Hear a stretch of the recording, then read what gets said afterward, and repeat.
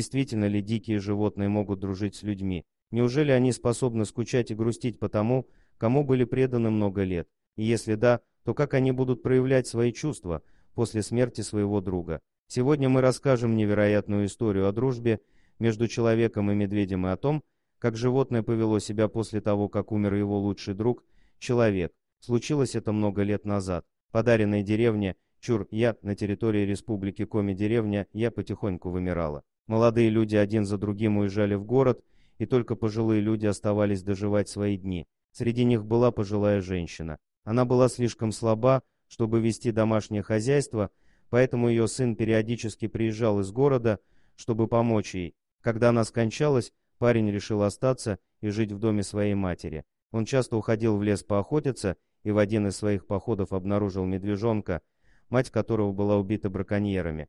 Молодой человек жалился над малышом и принес его домой. Шло время, зверь вырос в огромного медведя, и этот медведь выглядел устрашающе, но на самом деле был очень добродушным. Косолапый так привык к людям, что свободно передвигался по деревне, никого не беспокоя. Люди тоже быстро привыкли к его присутствию и не боялись животное. Однако мужчина, который ухаживал за медведем, вскоре заболел пневмонией и скончался. У него не было родственников, поэтому его похоронили на церковном кладбище. Но все в деревне очень сожалели о его смерти, потому что он был хорошим человеком. Местные жители стали беспокоиться о том, что теперь будет с медведем. Он был одомашнен и, скорее всего, не выжил бы в дикой природе. Но, похоже, у Косолапова были свои планы на этот счет. На следующий день после смерти своего друга он сам ушел из деревни, и никто больше его не видел. Шло время, жители деревни Чур-Я постепенно начали забывать о том случае. И вот спустя 3 года скончался еще один мужчина.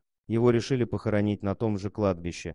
Когда люди добрались до места захоронения, они сразу обратили внимание на могилу парня, у которого жил тот самый медведь. Она была хорошо протоптана постоянным посетителем. Кто бы это мог быть, ведь у него не было родственников.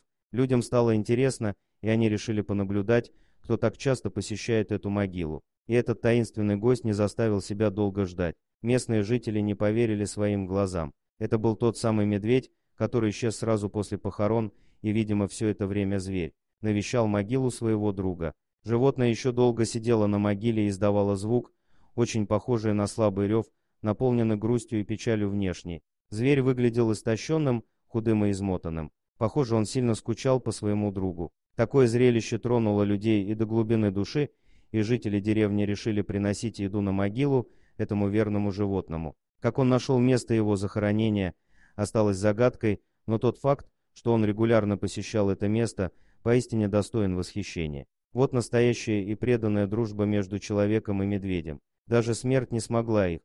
Дорогие друзья, если вам понравилось видео, поставьте лайк, а также подписывайтесь на канал, где найдете еще много интересного.